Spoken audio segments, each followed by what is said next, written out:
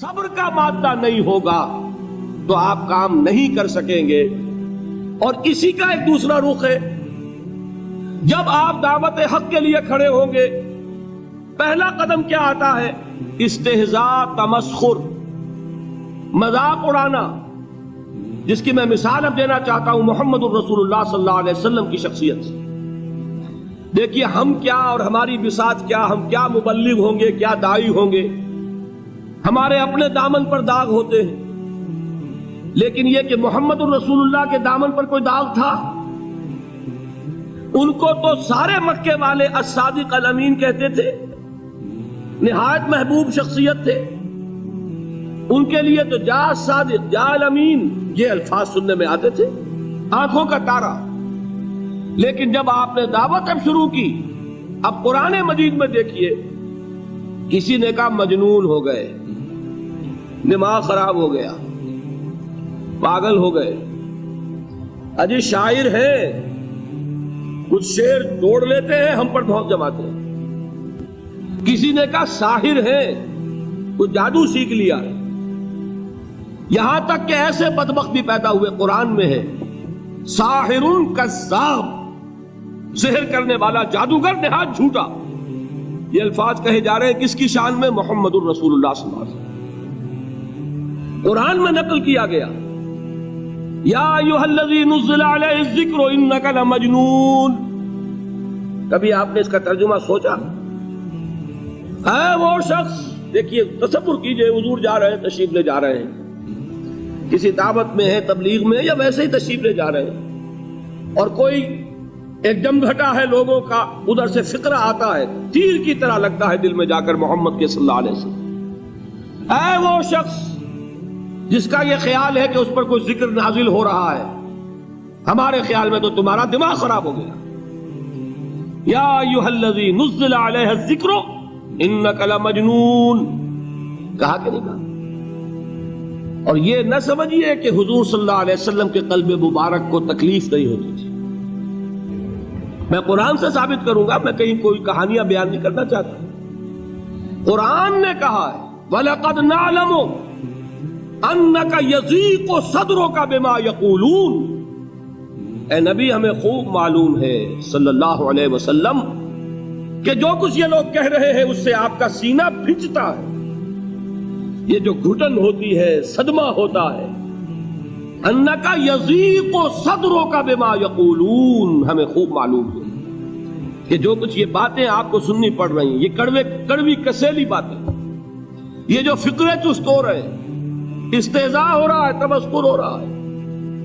سورہ ہجر میں ہے، ایک جگہ کھڑے ہوئے لوگ قرآن کا مذاق اڑا رہے ہیں، بھائی فلاں آیت تم لے جانا، فلاں آیت میری ہوگی، اس کے ٹکڑے کر رہے ہیں، اس کے ٹکڑے حصے بکھرے کر کے قیمہ بنا کر ان آیات کا تمسخر اڑا رہے ہیں. ایک جگہ قرآن مجید میں مذکور ہے کہ فرشتوں کا مذاق اڑ رہا ہے. بھائی یہ دیکھو محمد نے کہا ہے صلی اللہ علیہ وسلم کہ جہنم پر تو کل 19 فرشتے ہیں، علیہا 19 قرآن میں آیت نازل ہوئی. ایک پہلوان کہتا بھائی 10 کو تو میں سنبھال لوں گا، باقی 9 کا تم انتظار کر لو. یہ باتیں آ رہی ہیں حضور کے کانوں میں. کلام الہی کے ساتھ کیا سلوک ہو رہا ہے، مجھ پر کیا فقرے چست کیے جا رہے ہیں، مجھ پر جس طریقے سے استہزاء اور تمسخر کا رویہ اختیار کیا گیا ہے، دل بھج رہا ہے، دل میں صدمہ ہے.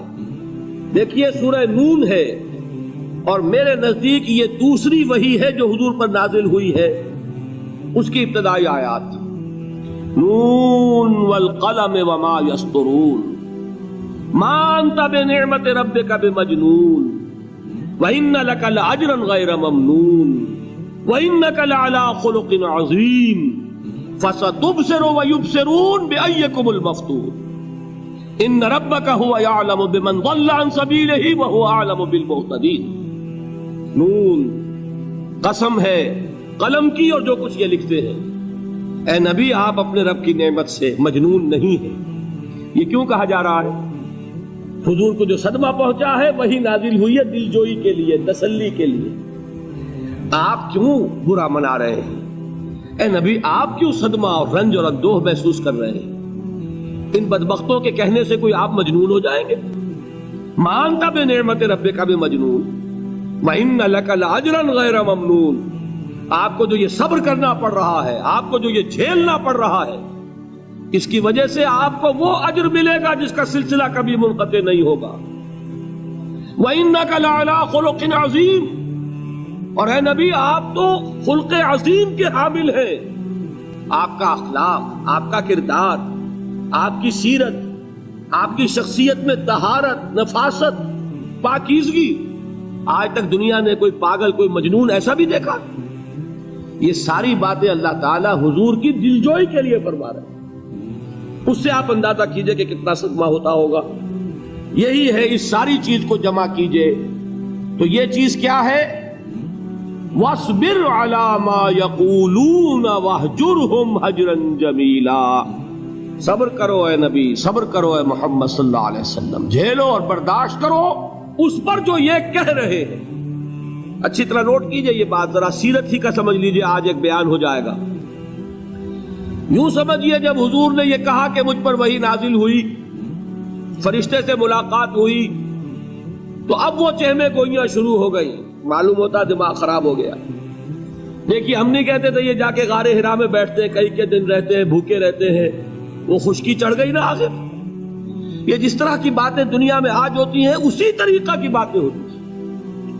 عتبہ ابن ربیعہ ایک مرتبہ آتا ہے، کیونکہ قریش کے بڑے لوگوں میں سے تھا، تو قریب آ کر بڑی اپنائیت کے ساتھ، بڑی شفقت کے ساتھ، بڑے بزرگانہ انداز میں کہتا ہے بھتیجے، حضور سے، بھتیجے اگر واقعی کسی بدروح کا سایہ ہو گیا ہے تم پر، وہ آسیب آ گیا ہے تو مجھے بتا دو، میرے بہت سے عاملوں سے تعلقات ہیں، میں کسی کو بلا کر یہ تمہاری بدروح دور کر دوں گا۔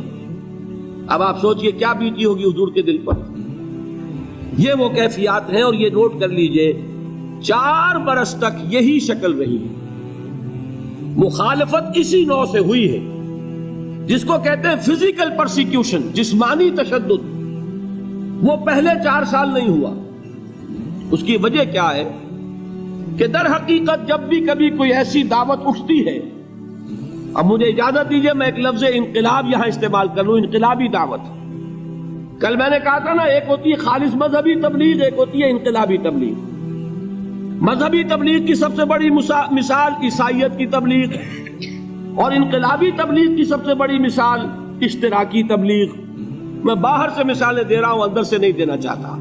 آگے یہ کہ ہی قدر گفتے باقی فکر کن، آگے انسان اپنی عقل سے کام لے، سوچے، غور و فکر کرے۔ تو یہ انقلابی تبلیغ تھی محمد الرسول اللہ صلی اللہ علیہ وسلم۔ اور انقلابی تبلیغ کے اندر یہ بات جان لیجئے کہ پہلا رد عمل جو ہوتا ہے معاشرے کا وہ یہ ہوتا ہے کہ کوئی ایسی بات گھبرانے کی نہیں ہے، ایک آدمی کا دماغ خراب ہو گیا ہے اور کچھ سر پھرے قسم کے چند نوجوان اس کے ساتھ ہیں، ایسی کیا بات ہے گھبرانے کی؟ مشت خاک ہے، بس ان کو چٹکیوں میں اڑاؤ، جو چٹکیوں میں اڑانا کہلاتا ہے نا۔ اسی کو قرآن مجید میں ایک اور جگہ کہا گیا ہے، یریدون لیطفئوا نور اللہ بافواہہم، یہ چاہتے ہیں کہ اللہ کے نور کو اپنے منہ سے بجھا دیں، پھونکے مار کے ہی بس۔ تو پہلا رد عمل جو ہوتا ہے ایک نظام کا، ایک کسی انقلابی دعوت کے خلاف، وہ رد عمل ہوتا ہے استہزاء، تمسخر، مذاق کرو، ان کو جس کو آپ انگریزی میں کہتے ہیں ڈی مورلائز کر دو، ان کی ہمتیں جو ہے وہ ٹوٹ جائیں، ان کو اس طریقے سے، اسی کا نام ہے آج کل کی اصطلاح میں کیریکٹر اسیسینیشن، ان کی شخصیتیں جو ہیں ان کو داغدار کر دو، ان کا اعتبار ختم کر دو، ان کا استہزاء کرو، تمسخر کرو۔ اور یہ میں آپ سے عرض کر رہا ہوں اس وقت ایک گونا فخر کے ساتھ اور اللہ تعالیٰ کا شکر ادا کرتے ہوئے کہ میں نے جو کام بھی کیا ہے اس وقت پاکستان میں، آپ نے اخبارات میں دیکھا ہوگا، بڑا دقیانوسی مولوی ہے، بیگمات کا رد عمل جو ہوا وہ آپ کے علم میں ہوگا، بڑے جو یہ جدید ہمارے روشن خیال قسم کے جو صحافی ہیں، اگر کہیں آپ نے پڑھا ہو جس طرح استہزاء ہوا ہے، جس طرح مذاق اڑایا گیا ہے، جو الفاظ استعمال کیے گئے ہیں، وہ میرے نزدیک بہت بڑی سند ہے جو اللہ کے ہاں جا کر پیش کروں گا۔ کہ اللہ تیرے دین کے لیے، میں نے اپنے گھر سے کوئی بات نہیں کہی، میں نے جو بات کہی وہ جو شریعت محمدی کی بات ہے وہ کہی. اگر اپنی طرف سے کہی ہو، کوئی اضافہ کیا ہو، تو اللہ تعالیٰ کی پھٹکار ہو مجھ پر اور لعنت ہو مجھ پر. لیکن اگر میں نے وہی کچھ کہا جو شریعت محمدی کا تقاضا ہے اور قرآن اور سنت کی بات ہے، تو پھر اگر مجھے کسی نے پاگل کہا اور کسی نے دقیانوسی کہا اور کسی نے اور فقرہ چست کیا، تو میں اس کے لیے، میں تو سمجھتا ہوں میرے لیے وہ سند ہے جو اللہ تعالیٰ کے ہاں میں جا کر پیش کروں. اور یہ جان لیجئے کہ وہی بات ہوتی ہے ہمیشہ، ہسٹری ریپیٹس اٹسیلف. وہ بات کریں گے جو حضور نے کی تھی، وہی رد عمل سامنے آئے گا جو اس وقت آیا تھا. اس لیے کہ یہ تو جو انسانی مزاج ہے وہ نہیں بدلا، معاشرے کا انداز نہیں بدلا، وہ جو کام ہوگا اس کا رد عمل ابتدائی وہی ہوگا. اور اس میں در حقیقت امتحان ہوتا ہے صبر کا. کیا دل شکستہ ہو کر بیٹھ رہے گا انسان؟ ہمت جواب دے جائے گی، کمر ٹوٹ جائے گی، قوت ارادی اور عزیمت جو ہے مزمحل ہو جائے گی، پھونکوں سے چراغ بجھ جائے گا. یہ جو میں نے آیت آپ کو سنائی تھی اس کا بڑی خوبصورت کی ساتھ ترجمہ کیا ہے مولانا ظفر علی خان نے کہ نور خدا ہے کفر کی حرکت پہ خندہ زن، پھونکوں سے یہ چراغ بجھایا نہ جائے گا. یریدون لیطفئوا نور اللہ بافواہہم واللہ متم نورہ ولو کرہ الکافرون. یہ چاہتے ہیں کہ اپنے منہ کی پھونکوں سے اللہ کے نور کو بجھا دیں، حالانکہ اللہ تعالیٰ تو اپنے نور کا اتمام فرما کر رہے گا، خواہ ان کافروں کو کتنا ہی ناگوار ہو. اس کی ترجمانی ہے نور خدا ہے کفر کی حرکت پہ خندہ زن، پھونکوں سے یہ چراغ بجھایا نہ جائے گا. بہرحال اس مرحلے پر میں نے آپ کو 2 صبر بتائے. صبر کس چیز سے؟ اپنا کیریئر دنیاوی جو بھی آپ حاصل کر سکتے تھے. ذہین آدمی ذہانت لگائے گا تو دین کی دعوت دے گا ایٹ دی انٹلیکچوئل لیول. اور یہ بات جان لیجئے کہ یہ چیز دنیا میں کسی کمائی کا ذریعہ نہیں بن سکتی. اسے قربانی دینی پڑے گی کیریئر کی، اپنے مفادات کی، تب کام کر سکے گا. عام آدمی وقت لگائے گا، صلاحیتیں صرف کرے گا، اپنی وہی اس وقت سے اور توانائی سے پیسہ بنا سکتا تھا. آج کل تو آپ کو معلوم ہے کہ بڑی سادی ہو گئی ہے یہ حساب کتاب کی بات، بہت سادہ. ایک انسکلڈ لیبرر کا 1 گھنٹہ برابر ہے اتنے روپے کے، ایک سکلڈ لیبرر کا 1 گھنٹہ برابر ہے اتنے روپے کے. آپ تو ہر چیز کاؤنٹ کر سکتے ہیں، میئر کر سکتے ہیں. جو شخص 1 گھنٹہ لگا رہا ہے اس نے کچھ پیسہ خرچ کیا ہے نا، اسی وقت کو لگا کر وہ پیسہ بناتا، اسی ذہانت اور صلاحیت سے وہ کمائی کرتا.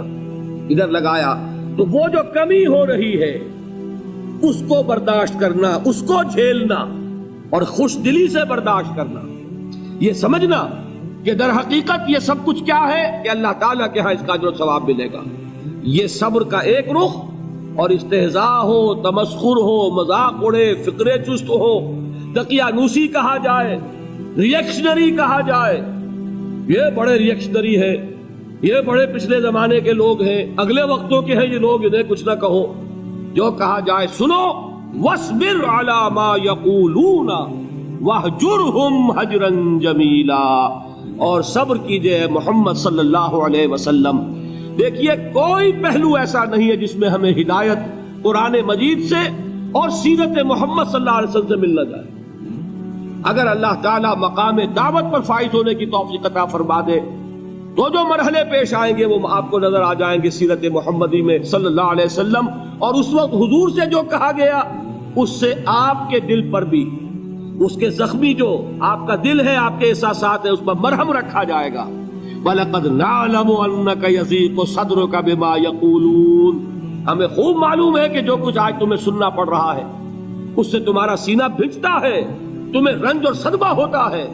لیکن وَاصْبِرْ عَلَى مَا يَقُولُونَ، جو کچھ یہ کہہ رہے ہیں اس پر ستا اٹھ کے کوئی نہیں خوش ہوتا،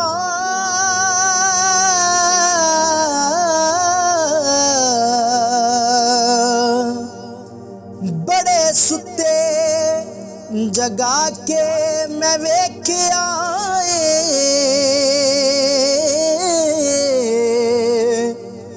کتے جیا نہیں کوئی وفادار ڈٹھا تے ٹکر سکا بھی پا کے